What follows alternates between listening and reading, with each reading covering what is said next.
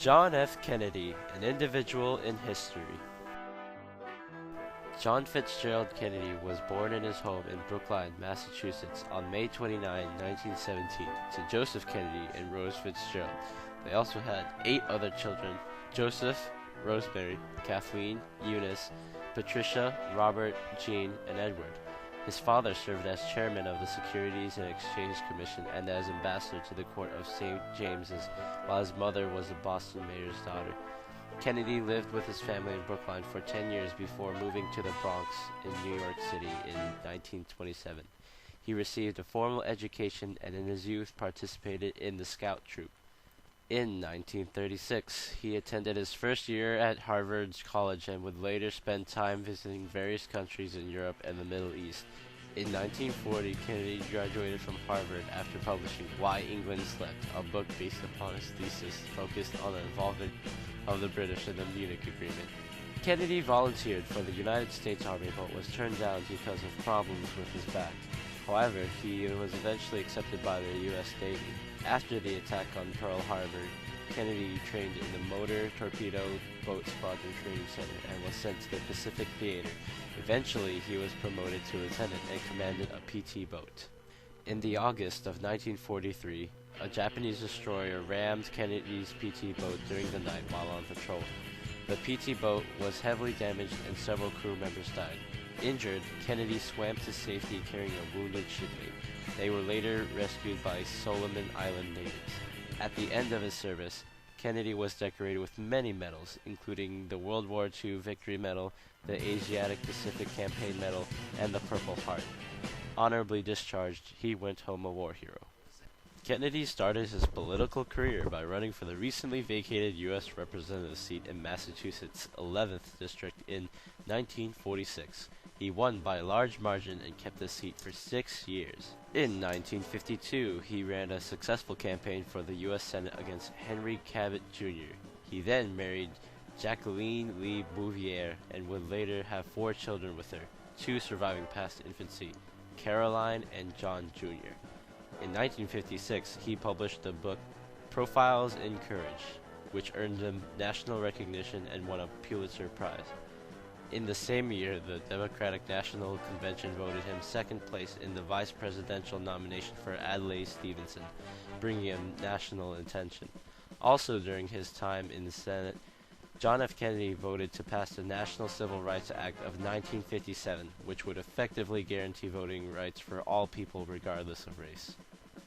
On January 2, 1960, John F. Kennedy announced his candidacy in the presidential election. During the primaries, Kennedy ran against Senator Wayne Morse of Oregon, Hubert Humphrey of Minnesota, Lyndon B. Johnson of Texas, and Adlai Stevenson of Illinois. When Humphrey and Morse resigned from the campaign, Kennedy's main opponents were Lyndon B. Johnson of Texas and Adlai Stevenson of Illinois. Kennedy's campaign was headed by his brother, Robert Kennedy, who proved to be a significant asset. Johnson challenged Kennedy into a debate on national television, and many observers had felt that Kennedy was the victor in the debate. Stevenson was popular among liberal delegates but had been weakened with 2 landslide defeats in 1952 and 1956. After winning the nomination on the first ballot, Kennedy asked Lyndon B. Johnson to be his running mate, which he accepted. Vice President Nixon was nominated in Chicago. Kennedy campaigned on getting the United States on their feet again. The election of 1960 included the first televised debates. In their first debate, Kennedy came off the winner on TV. This gave Kennedy an edge over Nixon. When Martin Luther King was arrested in Atlanta, Kennedy called to offer his sympathy. This caused Kennedy to gain a considerable amount of support from African Americans. Towards the end of the race, President Eisenhower began to endorse and campaign actively for Nixon, helping him to win the Republican nomination. As November 8th approached, it was too close to call. In the early stages, Kennedy was seen as the victor from his large victories in northern and midwestern cities, including New York, Philadelphia, and Chicago. When the Midwest and Pacific Coast began to close their polls, Nixon began to regain Kennedy's lead. The next day, November 9th, Kennedy claimed victory. Kennedy had lost California with only 36,000 votes and gained Hawaii with only 115 votes, which made headlines as the closest popular vote margin of the 20th century. Kennedy had gained 303 electoral votes against Nixon's 219. The popular vote made history as the closest popular votes in American presidential history. Kennedy 49.7% and Nixon had 49.6%. Kennedy was the last candidate to win presidency without Ohio, and this was the first election in which Alaska and Hawaii were included in the election. He was accused of voter fraud, but was proven innocent. John F. Kennedy was sworn in January 20th, 1960 as President of the United States of America. This inauguration was famous due to Kennedy's speech. And so, my fellow Americans, ask not what your country can do for you, ask what you can do for your country.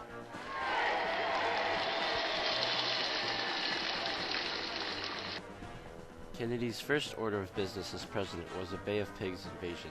Eisenhower and his administration had plotted to overthrow Fidel Castro and his regime. Following his presidency, Kennedy had ordered his plan to proceed. 1,500 Cuban exiles called Brigade 2506 invaded Cuba. The invasion had failed and the troops were either killed or captured by the Cuban government. Kennedy was forced to negotiate for the release of 1,189 survivors, and all prisoners were released for the indemnity of $53 million for medicine and food. The next issue Kennedy faced was the Cuban Missile Crisis, which began in 1962 when Soviet missiles were spotted in Cuba. To address the problem, he warned that any attack from Cuba would be seen as an act of war by the USSR. The ensuing standoff led to the dismantling of the missile silos in exchange for promises that the U.S. would not invade. Kennedy had sought to contain communism in Latin America. The Alliance for Progress was founded to provide foreign aid to troubled countries in the region and sought greater human rights standards there. Kennedy and Governor Luis Muñoz Marin of Puerto Rico worked together to help this organization succeed. John F. Kennedy also helped to establish the Peace Corps, which still remains to this day. Kennedy traveled to West Berlin in 1963. His speech on the effects of communism elaborated on the problems in its practice.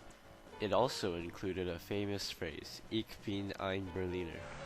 2,000 years ago,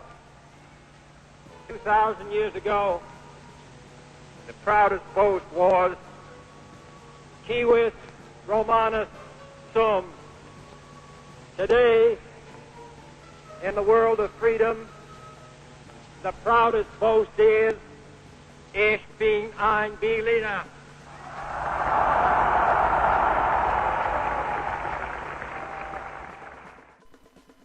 Kennedy asked for passing of the Partial Test Ban Treaty, which prohibited atomic testing on the ground, in the atmosphere, or underwater.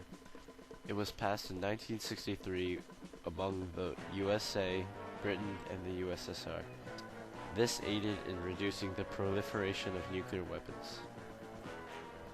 Kennedy funded education and medical care with his plan, The New Frontier. He proposed a tax reform and many tax cuts which were passed by Congress after his presidency. Kennedy kept interest rates down and encouraged citizens to take part in the economy.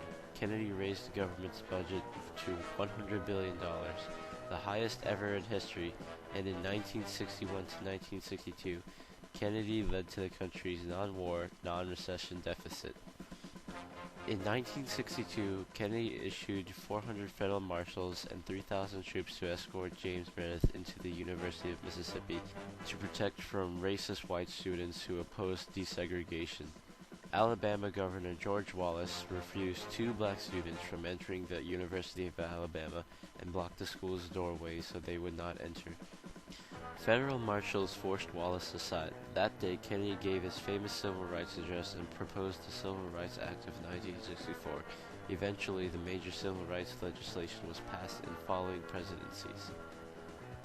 Kennedy took part in the space race against Soviet Premier Khrushchev. Kennedy announced his goal of landing on the moon while addressing to Congress on May 25, 1961. Kennedy later made a speech at Rice University on September 12, 1962, in which he said, "No nation which expects to be the leader of other nations can expect to stay behind in this race for space. We chose to go to the moon in this decade and do the other things, not because they are easy, but because they are hard." On November 22, 1963, during a motorcade, John F. Kennedy was assassinated by Lee Harvey Oswald. This assassination had a great effect over America, and many more the death of our 35th president. John F. Kennedy was an individual in history because of the actions he took during his presidency. He led the nation through the Cuban Missile Crisis, made great advances to the space program, and was a key figure in the passing of the Civil Rights Act. Kennedy greatly increased our nation's economy with a $100 billion surplus and sought to contain communism in Latin America with the Alliance for the Progress Act. Without JFK, the world may have been a much more different place.